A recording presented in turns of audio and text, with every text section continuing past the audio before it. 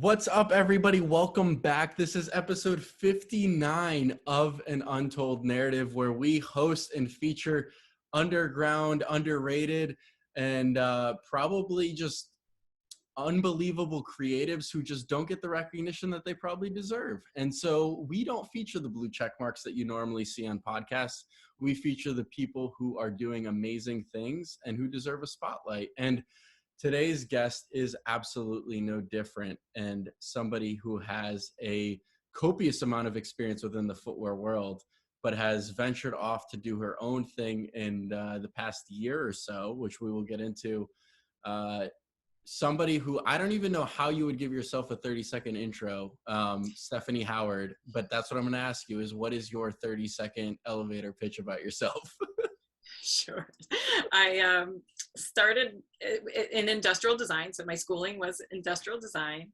I've got over 25 years of experience now. I've had design director roles at Nike and New Balance. I've worked at Reebok. I had a consulting business where I worked for brands such as Titleist in their gear division, as well as VF Corp, which owns Timberland, the North Face Vans. I took a little zag out of the industry somewhere in the middle there, where I worked as innovation director at Seventh Generation, which is a consumer packaged goods company and focused on sustainable goods. Yeah, and not even a year ago, in May of last year, I co-founded Endstate, which is a startup in sneakers and NFTs. That is an amazing amount of work and experience and history, and you still look like you're 30, which is amazing. Thank you. It's kind of wild. I don't understand. Maybe that seventh generation actually rubbed into your skin somehow. Yes, it's very healthy. Yes.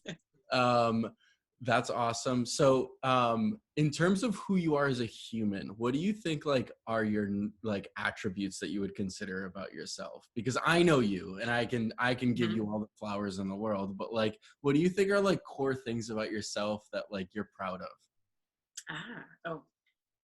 I think empathy is the first thing that I think of. Sometimes I feel like it can work against me, because you can be over empathetic in life and just start to feel the feelings of everybody and everything that they're going through. And so that it can be an overwhelming thing to have. But at the same time, I really think to be empathetic is to understand what all individuals are going through, or at least try to put yourself in other people's shoes. So I do that a lot.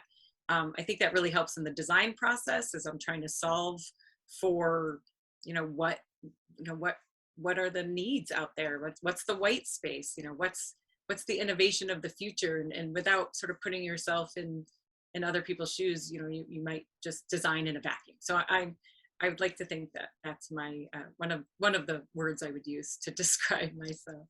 That is one of the best words, and it's become a popular word these days, right? As I think culture is shifting. I think the way that people manage is being brought upon and spotlighted in a different fashion. The old way of doing things is shifting, I think, just due to culture and nature and what people want out of their careers. And empathy is definitely one of those that is come to light more so in the pandemic, I would say, than any other time I've ever heard the word. Because I think we all realize how human we are and how much the world can stop, and yet we still have to survive in it. And we record this on the brink of another war, which is kind of wild. Even so, it is bizarre, but that's amazing that that's the first word that you thought about yourself. So I would definitely agree with you. And we're not gonna. Stephanie and I were just riffing right before this podcast started recording. We're not going to go through her history. This is not something that you can listen to all the other podcasts she's been featured on. Because I sometimes I ask my guests, I'm like, is this your first podcast? And they're always, sometimes I'll get a yes. Sometimes it's my third. You've done a copious amount of these things. So I'm not going to go through the history. If people want to check that out, they could do that. But what I am curious about is, out of all the projects that you've been doing pre-Endstate, which we will get into, what is your favorite? Do you have a top 1, 2, 3 projects that really resonate with you, and why? Okay, that's a great question. And I should really always know the answer to that, but I'll just go up the cuff here. Um, I think that it's my most popular project, but also like it is something I really like to talk about. And so the first one I'll talk about is the New Balance 850, because it was, I really like the reason I like it so much for, personally, is not that I think that the design is amazing. I just like to think about that time in my life, right? So that time in my life, I was really just out of school. It was like my third project that I ever did as a, working human. And it was a place where when I look back, I didn't realize that at the time, but when I look back at it, I realized that it took some bravery and some guts and some curiosity of like, where can I go with what I'm doing, what I've been given as, as a brief for the project. And I just, push the envelope. And that was sort of the beginning of something in my career that became maybe just kind of a typical flow for me. Like I like innovation. I like to work on things that haven't been done before. And so looking back, that represents the beginning of that for me. And I definitely didn't know that it would come back around in 2019 and become some sort of one of the sort of 90s classics, I guess. But it's just a really interesting, after you've been in the business for as long as I have, like it's really interesting for me to see history and where it started for me. Because like I know what I really like to do, but at that time I didn't. I was just exploring everything. So that's the first one. I think another one that I like, which is 100% not well known at all, is a women's project that I had done at Nike. I was working on women's running, and it was early in the days where they decided to sort of like kind of look at men's and women's runners differently and think about what the insights would be to lead you down a different design direction for a women's running shoe, and it had to be a performance running shoe. And at the time we were seeing that that the lifestyles, everybody's sort of lifestyle was changing because things were becoming a lot more mobile, and that was affecting women in a few different ways than men. Like I think everybody was experiencing time famine, but the women that we were speaking to were expressing like how much they were, that was a part of their lives. And then we also understood that when women run alone, they don't always feel safe, even though they're maybe in a public space, but if they're alone on a path in a trail that's not, that crowded at the time, then they might not feel safe. So there was a few insights. And we called it, we said fit was an obvious one, right? That we knew we were going to be doing a different fit and a different last for the shoe to be built around, but safety and time became two more insights. So the whole design concept was designed around those three things. And for the time famine, we created a design that was about, kind of wearing it 24/7. So something that was modular, that you could wear to run, and then maybe you could wear out later. And it was a spring shoe, so it was just kind of like an open shoe. And, I think it was like a little bit early, like too early for athleisure, but the insights of what turned into athleisure were there. And we were understanding them and doing a design language around that. And then for safety, this ages myself, but this is before we all had cell phones in our pockets that we could, call emergency numbers when we were running. And so when I talked about safety and not feeling safe, it's because I would run and on a trail and Sure. Feel like, okay, what if something happened? And so I incorporated a whistle into the shoe. In other words, you would wear it around your wrist. It had a wristband on it, but you would sort of keep it with your running shoes. There was a little pocket in the shoe to keep it in, so you never lost it for when you went on your runs. You designed the first Salehi Bemberries. Different, but yes, I guess the whistle the commonality of the whistle. So yeah, so we had a whistle, and we, and I remember like everybody was kind of like, what is going on here in this team, this women's team over here? But yeah, I That's so kind of cool. pulled it off, and I was really excited. One little story I'll add to that is that I remember receiving a letter from Nike received the letter from a parent of a daughter who was, a teenage daughter who was a runner, and she said, I am so excited about this product. Like as a parent, and my daughter's so passionate about running, and here you guys as a brand have done something about that, to keep her safe. And I just felt like maybe it was the first time I did something more than like a performance benefit. Like I went one step beyond that. And I got really excited about sort of what the potential of design was. I don't know about any of our listeners, but I just got chills running right up my spine as you said that. Like, what an incredible moment. Like, that's so cool to get and obviously they passed it to you and yes. Yeah. The marketing, head sent it to me. Yeah. Isn't that the goal of like creation, right? Like that's what we're all in this business for, or any other business, is to like impact people's lives with what we create. And like you did that. That's unbelievable. I'm so happy you shared that. Yeah. It's definitely not a known, it wasn't like a huge volume selling shoe or something, but yeah, I was proud of how it, how we just took insights and we were able to kind of create solutions. Totally.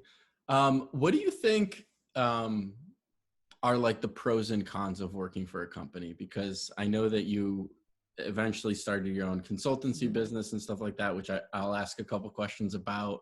But like, what do you think are the pros and cons from your perspective? Because you've now run the entire spectrum. Yeah, that's true. You've worked corporate at the biggest brands in the world. You've ran your consultancy very successful for a number of years, and now you've started a company. You've really run the entire pendulum. So what do you talk about the first third, let's call it? Yeah. What do you think are like the pros and cons of that? Do you think it relates to like people's experience and kind of how to grow and how to like learn from other people, or is it meant for everybody? Like, how do you've just done so much. I don't like, do you think that you could go back to corporate today? Like, I have so many questions. Like, let's start with one of the pros and cons. Pros and cons. Okay. Certainly as a young person, I'm 100% pro to be inside a big company and see how they work. I've had, I know when I was consulting, a lot of young people would come to me and say, oh, I want to do what you're doing. I want to be a consultant. And I said, well, my life as a consultant is great because I don't have to go out and find clients, because I've worked with all these people and now have this huge network. And so they all know me, they've worked with me, they trust what I can do.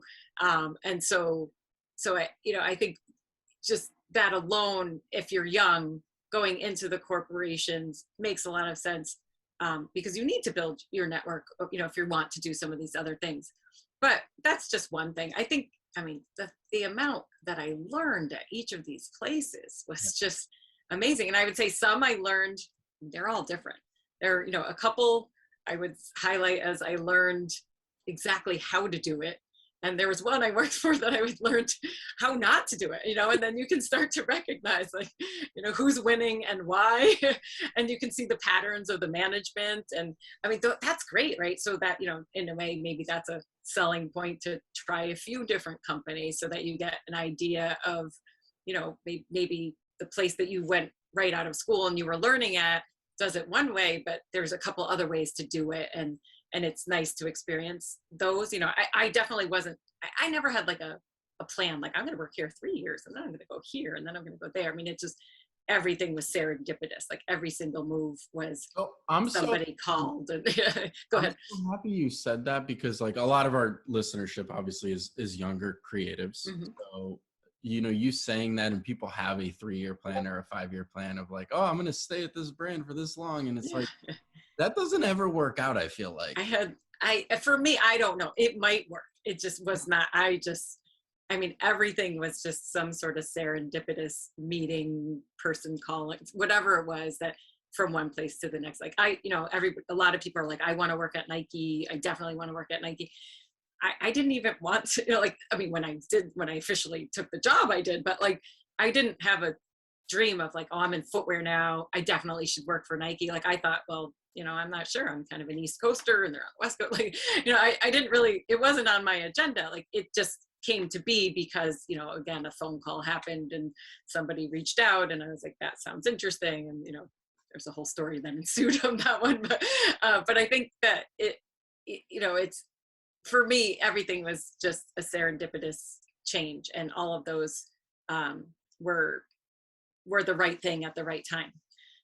But so I think there's just a ton of pros. I mean, just getting to be with a whole bunch of other designers, and that is a joy. Like, creatives working together in a space. I mean, the amount of fun alone, just like pure fun in those creative spaces with other creatives was, I just have so many stories, so many great, trips that in that corporate world, there's a lot of travel, or at least there was in my day. And so, I mean, I traveled the world and went to so many different places with sometimes on my own. Like, I went to China for the first time by myself, like at the age of 23. But then other times, we had these big trips, and so you've done that too. Yeah, exactly.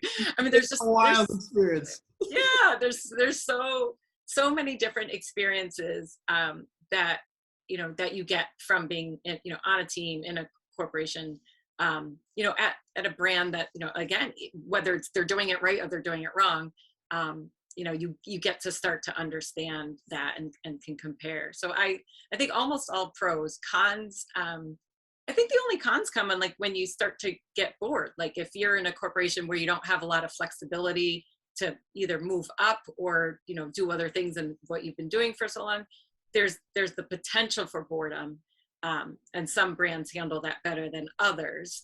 And so I think that's definitely a con, like, where you start to feel like I'm kind of stuck in a rut and I'm not quite sure what to do. Definitely. So what was the defining factor or decision, before starting your consultancy, right? Like, Yeah. What did yeah you so did you just run out of like that pivotal moment? It was like, okay, I got to try something different. It was a couple things. So I was at Nike, and I made a big pivot to 7th generation first before I started my consultancy. And that pivot came for a few reasons. I was really interested in doing work in social responsibility. I was at Nike Hockey at the time. I really loved the work that I was doing at Nike Hockey. I just ended up with this opportunity because the person that I was working for at Nike Hockey, he went to become the chief marketing officer at 7th generation. So he recruited me in. His name is Duke Stump, and he's an amazing human being and great mentor of mine. But so he went to 7th generation, said, I think we could use a lot of innovation thinking here. What do you think? And I said, I'm really interested in social responsibility. This seems like a foot in the door of something different than what I've been doing. So I took that role, and that was just such an amazing experience. Just, I could go on and on about sort of all the things you might learn in a whole different industry than what you've been in for a while. And that was excellent for me. Now, during that time, I had a baby, and so I had my daughter, and I was traveling from Boston to Vermont because Vermont was where 7th generation was located. And so I was doing a lot of back and forth, and I was working remotely. So I've actually got a ton of years of experience working remotely. For those who are new at it, just ask me any question. I've been doing it for like 20 years. So I was working remote, doing a lot of back and forth, had this baby. And so like I was feeling a little stressed for time and wanting to kind of be home more with her. And at the time they did make a change. Like there was, Duke actually had eventually left to move on to something else. And I was, the management at the time was looking to do a little bit more sort of just like, kind of let's just do what the mass market's doing and just slightly greener, versus what I had been originally working on was like really big innovation, systems thinking type of projects. And so the work got a little bit like more, less exciting. Right. And I had this driving back and forth thing. So I was like, I think it's time, like I figure out how to do something on my own. And I was getting a phone call at the time for a full-time job. Actually, it was at New Balance, and I said, how about if I don't do that job full time, but I go into consulting and I can help you out, as with the experience that I have, you can put somebody in that role and I can come on as a consultant. So that was a nice, easy way to start consulting, which is to have a client right away, which and it was a client I knew, for, some of the people I knew from when I was at Nike, but also a lot of the people I knew from way back when I was at New Balance the first time around. So it was a lovely little way to enter into consulting, to have a long-term relationship with a client. So they were my very first footwear client as a consultant. I hope people listening have their fucking notepads out, because what you just went off on is a lot of things people should be writing down about, like lessons learned. So that was amazing. I do have a question about your consultancy itself. Mhm. Why Stephanie How and Why? I believe the Oh, consultancy was called How and Why, if yeah. I'm not mistaken, due to the very little research that I actually did, which I don't do a ton of research. But why that name? I'm super Yeah. curious. Yeah. So I love strategic design. I don't love like when somebody's just like, oh, I saw this thing and it inspired me and I just did it. Like I always want to have like a strategy, like a real kind of reason behind why I'm designing and what I'm doing next. And I saw it was a TED talk by, I don't know if I say his name right, Simon Sinek or Simon Sinek. And he, it was his why, how, what conversation, which I think probably most people have seen by now. It's quite As, popular, but yeah, if you haven't seen it, see it. Right? the most viewed TED Talk in the Yeah, history of TED Talks. exactly. So it totally resonated with me because I hadn't put in words what it was about the design process that I felt like was a big part of how I did it, and saw it as maybe a differentiator about how I was doing it, not compared to everybody, but like how, like I just felt like that was sort of like a grounding place for me and my work. And so he had put words to it. So I said, oh, okay, I like this. And then Howard, Stephanie Howard, and I was like, how, and it's, you know, kind of cheeky, I guess. But so I just went into how and why, and wasn't used by anybody else. So I actually trademarked it because I wasn't sure if I would need it ever for anything else. So I kind of put that together and gave myself a name, because my original name was Stephanie Howard LLC, and that was not a name I wanted to have out there in the public.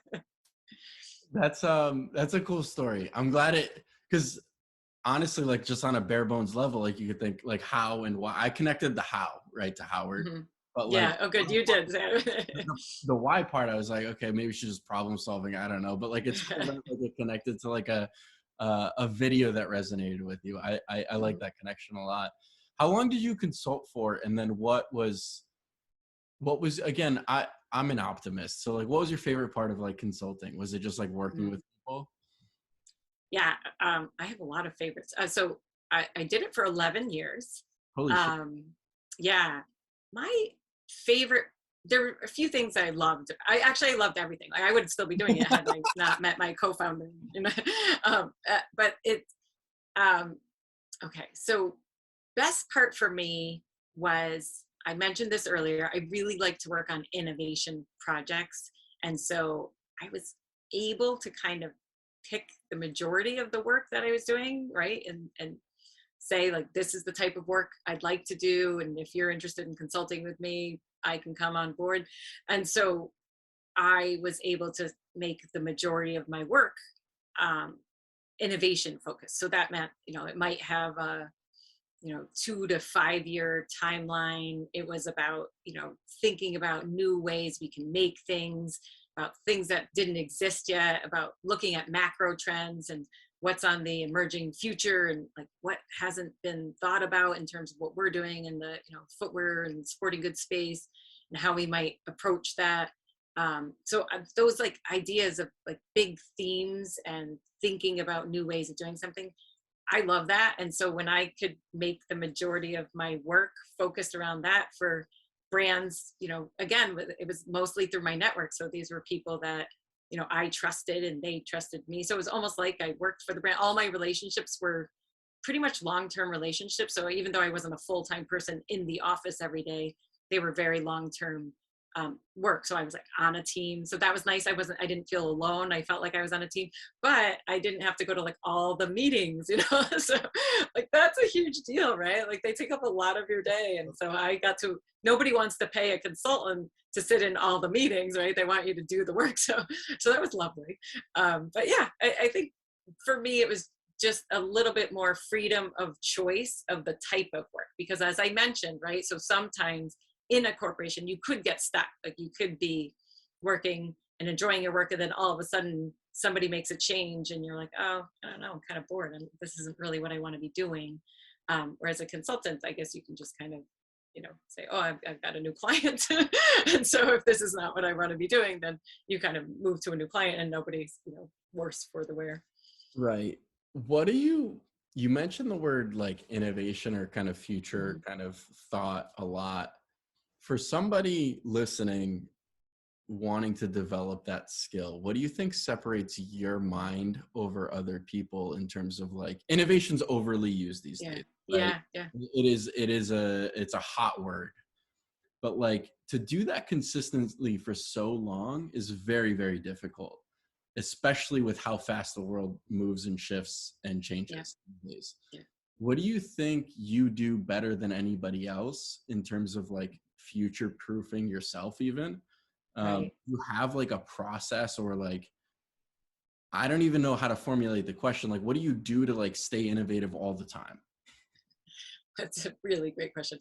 I don't know if I know, what separates me from everybody else. I know how I like to go about the process. And I think one time I did have a manager who described me as somebody who like just keeps digging and digging and digging and digging. So I think research is like a thing for me. Like if I hear about something, like something's, like this might be something that's happening, or this might be affecting and shifting, culture, or, social trends are going this way. Like I am curious and I just want to know more. I just like to know what's happening. And so I think that digging and digging and digging, like that will always unearth something really interesting that will then inspire something new, right? And so I think that's what it is. Like I just, like there's an easy answer and then there's the harder answer that takes some digging and inspiration and rethinking and maybe sketching and then throwing away all those sketches and starting new over here because you could tell it wasn't right. Like I do that a lot, like, maybe to my own detriment for time, but I think that it's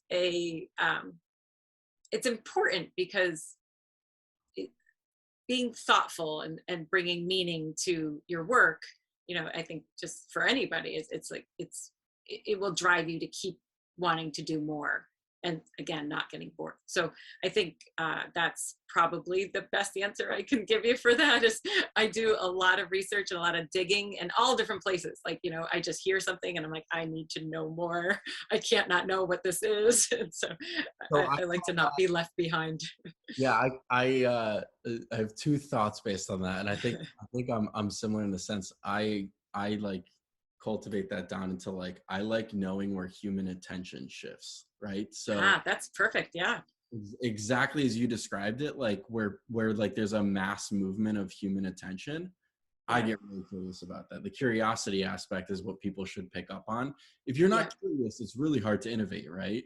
Yeah, definitely. Not everybody has to either, right? It's not right or wrong. It's if you're really good at executing a job, but somebody gives you the guardrails, that's fine too. The curiosity aspect of like, why are people doing this is super great. And then I think I've gone on the record saying this, my biggest fear is becoming obsolete. And so like, I always try to learn enough to like always stay ahead of the curve of like, I never want to become Toys R Us. Yes. Yeah. I think that's probably part of my drive also, right? Just knowing, that that's a potential to be obsolete. Yeah, I think that that would be a reason to stay curious. It's probably not, yeah, it's probably not as much the drive, but like it's deep inside there. Like, yeah, like you better know what's going on because like So things move fast. it's super fast these days, and that kind of leads me to like another thought as we transition, and I definitely want to spend a lot of time on Endstate. As the people you watching on YouTube, you can see Stephanie's beautiful hoodie, unbelievably branded for everybody to watch. Was that part of the reason why after so many years you decided to start your own footwear brand? As somebody who partially committed their career to sustainability and furthering thought of product and like making a bigger impact, and like you've heard a million people say there's no need for another footwear brand, right? You've Right. probably Yeah. heard that a million times. So what was the trigger for you, and why, and how, and why, and also why now? Like, Yeah.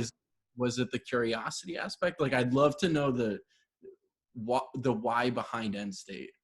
Yeah. Well, so it wasn't my original idea. I wasn't like, oh, I'm going to go start a brand now. It was, again, like I talk about serendipity, right?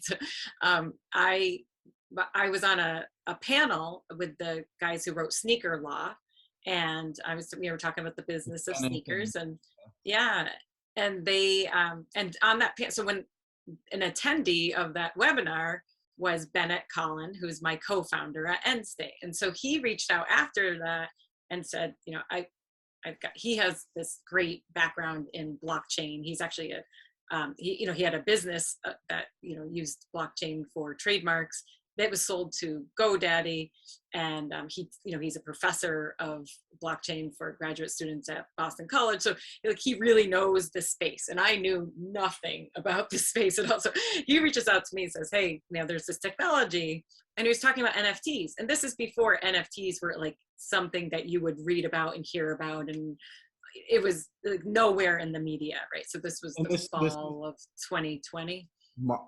This was in 2020? Yeah, fall of 2020. Okay. That he started talking to me. Yeah. Okay. Yeah. So it wasn't in the media, right? Like you weren't like. It was in the media. People were talking about it in spring of 21. Yes. Spring of 21, it started. You started seeing headlines, really. Yeah. But like, so you're 6 months in advance of that. Yeah, yeah. And he was years in advance of that with the NFTs experience. So he just explained sort of what was going on with the technology and how it was really interesting in, for sneakers, and we started talking a lot about collaborators and creators and how this technology could we could distribute sort of the value of these products more fairly through the blockchain, right? You could have, and it's kind of like a little bit like what Web3, the promise of Web3 is that creators can sort of own their work in real life and in online and in the metaverse. And so he was talking about that, and I our stories corroborate. He was talking to me about, I thought he was trying to utilize my services as a consultant. Like I didn't know he had sort of like spotted me and was like, I think this would be a good co-founder.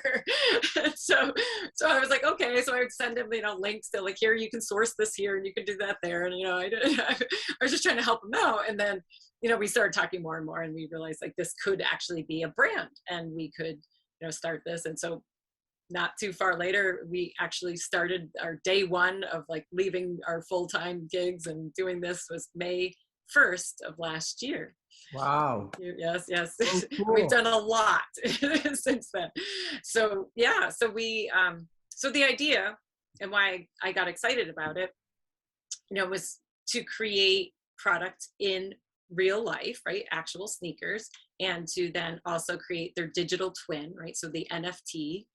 And then what I get most excited about is what NFTs can do beyond the digital art that they are, right? So they are basically like they can open access, right? And they can open access to everybody, or they can make an exclusive access. Like there's all these different things you can do. And creators can be really innovative with how they utilize the access that the NFT opens. And so our idea was that like we want to do a lot of collaborations. Like we want to work with artists, creators, could be, entertainers, could be athletes, because athletes do more than just athlete, right? They have their own personal brands that they're trying to build, and they're entrepreneurs in their own right. And, or young brands like that, or like streetwear brands or fashion brands that, maybe don't have, the ability and the knowledge of how to create sneakers, which I can bring to the table, and we can help them, create these products and, a lot, and really kind of design a signature product for their story and help them figure out like what they want to do, how they want to innovate the NFT experience. And then of course, like I was talking about, they get value from that, right? They get value from the sale of that. And because of the blockchain and the way we create smart contracts, they can get value on the resale. And in sneakers, the resale market is huge. And so we just feel like it's kind of bringing an ecosystem to a lot of, sort of creative people who haven't had that open to them. And, given Bennett's expertise and my expertise, we come together like, we can provide, and do all the work for that. And then they, everybody's getting, a shared value from that. So it's pretty exciting. What's been the biggest difference in starting a brand from scratch versus any other experience that you've had thus far? Do you think that it's just been, has it been relatable experience, or is it just like you're literally just shooting from the hip every single day and trying to figure this thing out? It's a little of that, like, building the plane as we're flying it. But it's, I think the speed, like we are moving so fast.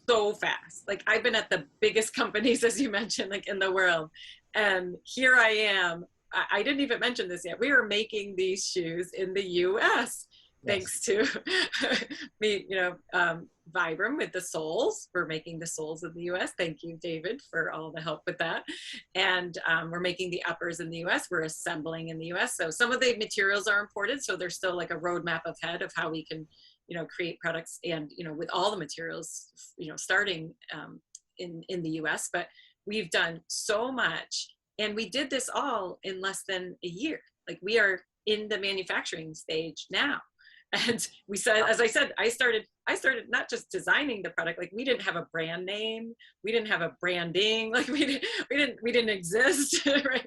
And so all of that has been built in less than a year, and we're making them in the USA. So like that's just so fast. And so I feel like that's exciting. It's also sometimes daunting and scary and overwhelming and all of those feelings that come with trying to do all of this at once. But I think that's the biggest difference. It's just how fast we can, make decisions and move. And for everybody listening, people know they've heard the 18 months for normal traditional footwear to come to market from initial sketch. You essentially have built an entire brand from scratch and also designed from scratch and are in production 9 months. And I think if there's one takeaway out of that, it's the fact that you have no more excuses. 22 is the greatest time to be alive. If you ever have, or, can cultivate the idea and the passion behind it and the infrastructure, it is all very, very possible. And who knows, in 5 years, it could be 6 months and then 3 months and then even faster. It's what's your favorite part of Endstate? I'm like obviously you focus on the creative and the footwear side of it, and Bennett focuses on the more logistics and the back end and like understanding the blockchain and those interactions and those transactions. But like, what's like your favorite part of like doing this? I think it's the creativity and the everyday, like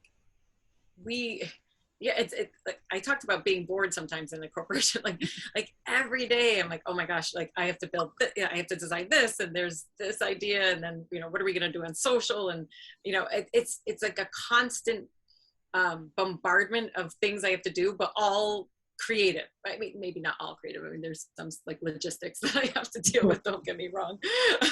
But there's like so much, and it's so, and every day is different, like, especially as we think about the different collaborators. And we were talking about like things from like, native Web3 collaborators to athletes to musicians to entertainers.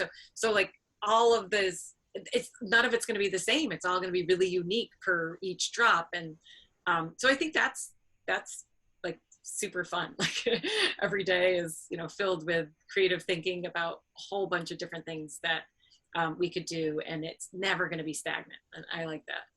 That is amazing. I love that answer so much. That's so it for any listener, like you can still learn something new regardless of how many years of experience. You can still shift your career, still shift and just be super and you can hear it in your voice, Stephanie. Like you're wildly invested in this, not only financially, but also like excitement and like growth wise, that you as a human and a creator. Like this is like, as somebody who is 30 years old, like I'm excited to like hear that. I'm like let's go. Like I'm gonna live to 120 years old. Like I got 4 more lifetimes ahead of me. We got shit to do. Got stuff to do, exactly. Yeah, I mean, think about like you don't see. Yeah, I think that's like that's part of it. Like maybe, you know, like we talked about like sort of inspiration and, you know, why like innovation. Like I think that's it. Like as you know, I'm, you know, a lot older than you are, and I, you know, I don't want to just kind of sit and say, okay, well the world's going in that direction and I'm not going to be part of it anymore because that's for the youth, right? Like that doesn't make any sense. Like if the world's going into, you know, Web3, I want to know about it. I want to know why. You know, why, how, and why. Like why is that like a smart thing to do? And if you really dig deep, like, you know, some people want to look at the sort of the shallow side on Web3 and go like, oh, I don't know, like I don't want everybody just being in their computers on the metaverse all the time. Like that's not what Web3 is about. Like it's really creating this, you know, this place that empowers and gives value to everybody in a space that right now, given the way the, you know, online environments are, only very, very few companies have the ownership and the power and the control of. And so like that's exciting. Like you could be any age and say that's a good thing, right? For people and definitely for creators. It's so true. It really, I try to convince people all the time, and like there's some people who just like, all right, I'll let time catch up to you. And yeah and like that's okay. I mean, I can't focus my energy on you. But like it's the opportunity. Like also like we're doing this through Zoom. We already live in the metaverse. Like let's be honest with ourselves. Yeah. Like yeah. everything we do is digital, whether it's goggles or no goggles. Like it's all digital. So I want to shift a tiny bit. You've been featured in books, magazines, articles, podcasts, pretty much every accolade, that design awards, everything that you could ever imagine out of a career, right? How come, I don't know how to phrase this word or this question. How have you been able to remain so under the radar in the sense of like a quote unquote social following, right? Because of everything that you've been able to do in today's day and age, people quantify success with following count, right? And I know that is beyond the truth of reality. And you are an epitome of that. And so how come, has that like thought ever like resonated with you? Like, is it something you ever tried to build? Like, do you give a shit about that? Like, or do you like focus, like keep your head down and just work on whatever you're working on and just not care what any of the other voices in the outside world are saying? Yeah. I've got a couple things for that. So the first, I'll answer the latter part of your question. Like I think I'm really fortunate to be as old as I am in the world of social right now, because I definitely don't care if I have personally a social following. Like it doesn't matter to me. Like I am, like that shouldn't, like that can't take up space in my brain. I have too many things to do. And I do think like you just get more confident as you get older, like, you know, in certain things you care about more than others. However, the bigger, like the reason why is really interesting, and it comes into a time, like you're asking it at a time that's really interesting for me. So I am, you know, currently looking at people for a creative director position in Endstate. And I'm like, okay, I want to look at men, I want to look at women, let's see what's out there. And boy, oh boy, like I am a woman who's been doing this for this long, and it took me like till now to realize like how many unrecognized, this is where you're talking about like recognition, women there are out there. Like this is, it's so much worse than I realized, because I came up with a list of like, okay, who are these recognized people? And like tiny list. And I know plenty of women who are amazing, right? But it's just not happening. So why are they, you know, why are the social followings not there? I'm not 100% sure. There's certainly, there's many women that have social followings. So I can't say like why it is and why it isn't. Like, you know, is it, you know, we've had some of these conversations, right? Remember those clubhouses? Like, is it because like at a certain age, like not all of us, but you know, many of us women do have children, and like, or just that takes up a lot of time. Men have the children too, of course, but like there's maybe something about like sort of the way that time is split, that you know the women are, you know, taking care of the kids, and they like their priorities are changing, and so they're working really hard and kicking ass at work, and then they're trying to work really hard and kick ass as a parent. And I can tell you, as a working mom, you never feel like you're doing either really well. You always feel guilty that you're not doing either as good as you could. And so like, where does like social following building and posting come into that? Like, it just like disappears, right? So I think that's why probably like people, for, you know, in their 30s to my age, like there's like a lot of accomplished women in the business that aren't you know, aren't even on social at all, or if they are, they're posting their kids. Right? And so that's happened. Like I've sort of discovered like, here, where are the other women, you know, footwear designers, and I'm finding them and I'm following them, and they're posting their kids, because like that's what they're excited about right now, and I totally get that. So I do think there's probably more to it. Like there potentially is bias in there, right? Like people, there's always been a little bit of like people just doubt that, you know, some people, not all people, like that, you know, that the accomplishments are going to be the same between men and women. And so like, you know, you're not going to get your followers from that group.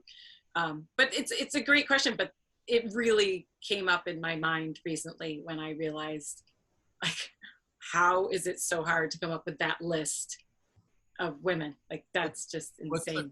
The cool part of this is now you're on the flip side, right? Is like you worked your way up the corporate ladder, right? As a female in the footwear industry. Now you're trying to do the recruiting and the hiring, and you're understanding part of the reason or rationale as to why it's difficult or challenging to find these people, or why they're not recognized, and so I think that full spectrum, or like closing that circle, is really interesting, kind of just to hear you speak about it, and like again being curious as to like why is this happening, and like doing investigation work on it. Right.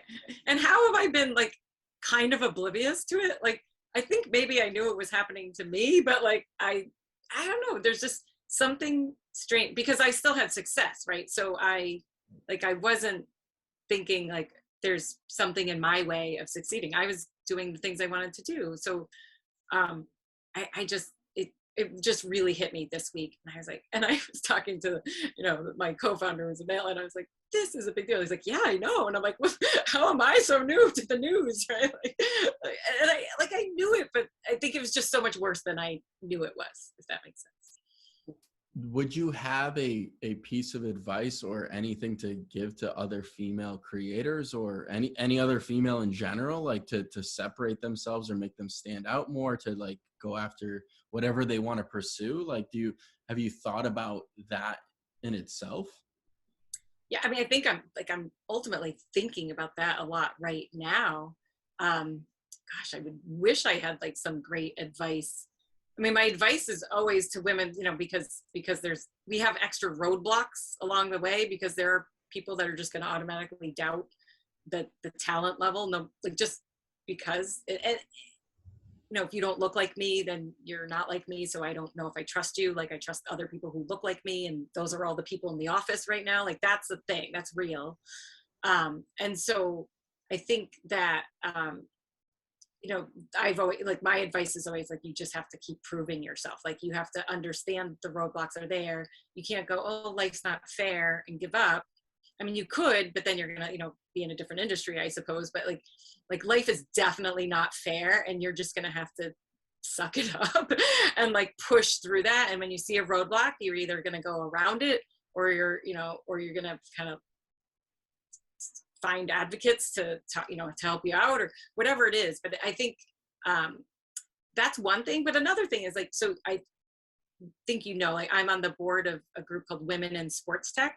And so that is a great, like now there's groups out there that are just like, hey, we recognize that all these companies actually wish that they had employees who are diverse and, and we know they're out there, but they don't know where to find them. So now we've, not we, I didn't create it. Mary Lou McFarland was the founder of WIST. I'm just, on the board and love everybody, who's working towards the goal of like just figuring out a way to, empower women and help empower the companies to find these, super talented, extremely talented women. We have a fellowship program, and like the people that apply, and just amazing accolades on these young women.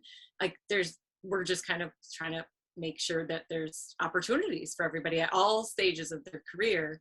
And so there's groups like that are, starting to form. And I think that's what it is. Like, you got to find your mentors. You got to find the people who are your advocates. And it's not always women. Like, men can be great advocates. Like, I was talking about the person that I worked for at Nike and then went to Seventh Generation. Like, he was an amazing advocate for my career. He, I didn't know I was ready to be design director of all of Nike Bauer hockey and have the whole team reporting to me. And he made that happen. And so, just anybody who's an advocate who can recognize your talent, I think you got to kind of sort of join them and see, how you can move if you're hitting some roadblocks. I think I'm so happy you mentioned Women in Sports Tech. There's obviously so much to talk about you and your career that it's like impossible to capture everything in a small segment of time, but I'm really happy you brought that up. For any female listeners who have never heard of it, definitely Google it and find out and engage. There's a number of female friends of mine who have joined in on it and have tried to just learn from the other people within that organization and just follow along and really just try to grow their careers and their networking from that perspective as well. So definitely check that out. That being said, literally just to riff off of that, we've been chatting for a while and we can definitely go for a couple more hours, Stephanie. I have no doubts of that, but I know that we got to keep this moving. I have two more questions for you. The first is, where can people find you?